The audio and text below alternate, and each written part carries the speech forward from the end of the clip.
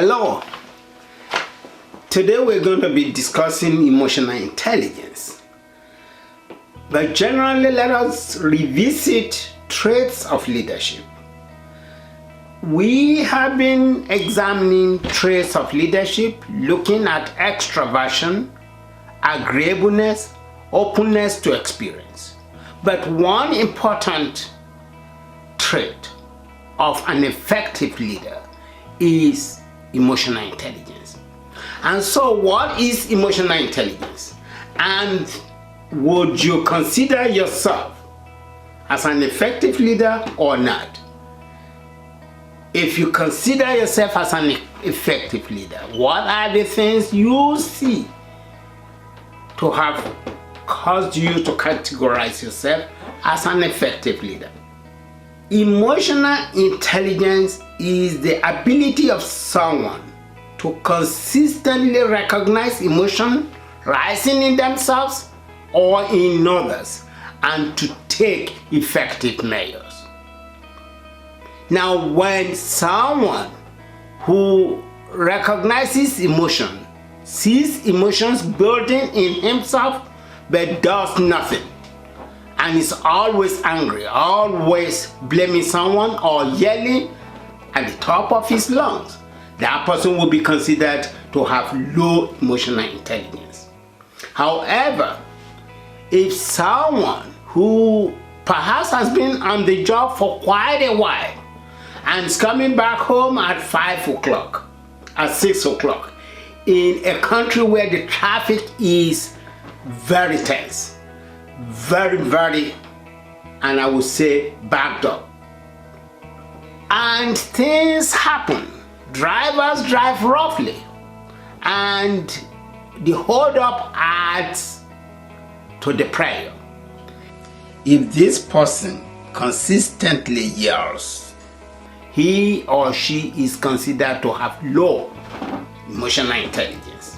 However, someone who recognizes the other is yelling, the other is having emotions rising in them for whatever reason, and is able to step away from the problem, step away from the argument.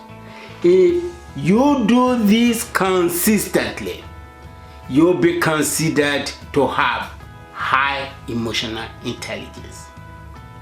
The time you will benefit from emotion is not quite far. If you are able to recognize either your superior's emotions or your colleague's emotions, but in whichever case you are able to recognize emotions rising in someone and you take positive measures, either to step away or to keep your calm, efficiency in your office is most likely to increase.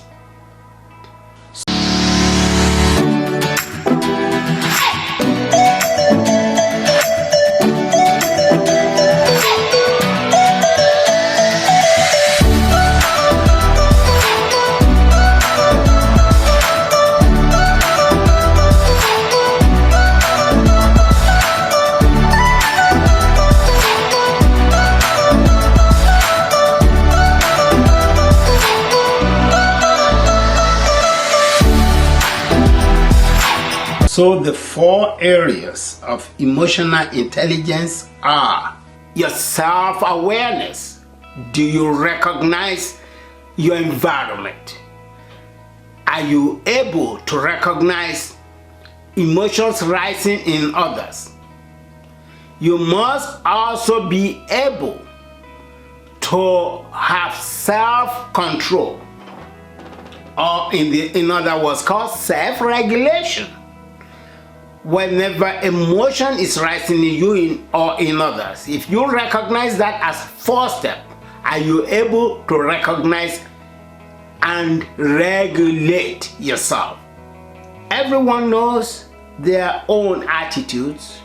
Everyone knows when they are becoming angry, but what they do next is what they are unable to control. In your offices, when you are the boss and you have the ability to plan organize, direct, and control. Many a times, your subordinates do not have any ability to step away. Do you recognize this? And when you do, what self-preservative measures are you taking in order to return good atmosphere, good controls to your office? You can benefit from emotional intelligence. It's not about recognition alone, it's not about stepping away from the problem, or it's not about self-regulation alone, which are the three measures we have talked about, that you could use emotions positively. For example, I'm a professor and I have to grade the assignments and the exams I have given to my students. When in the morning, afternoon, or evening I don't feel like grading, I should not force myself to grade. Because if you are not in the right state of mind, your feedbacks to the students will not be the best they will be getting, will not be the best ability that you have to provide effective feedbacks to your students.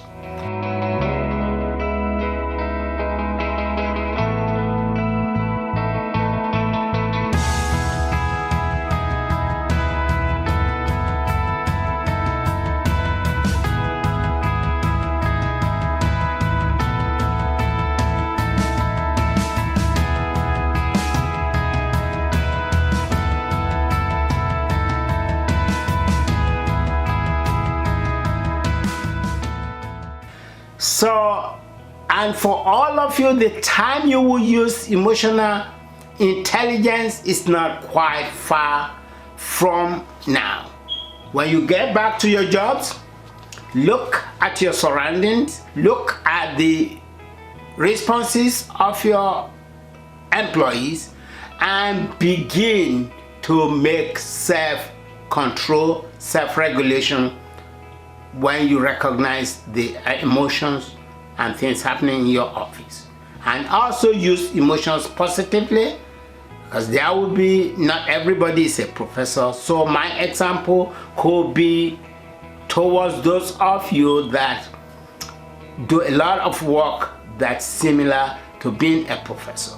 But when you're a businessman, when you work for government, you could look at the people you control, you could look at the people you give instructions to, or you could look at your colleagues, people who you work with, and know when to give feedbacks to them or when not to give feedbacks to them.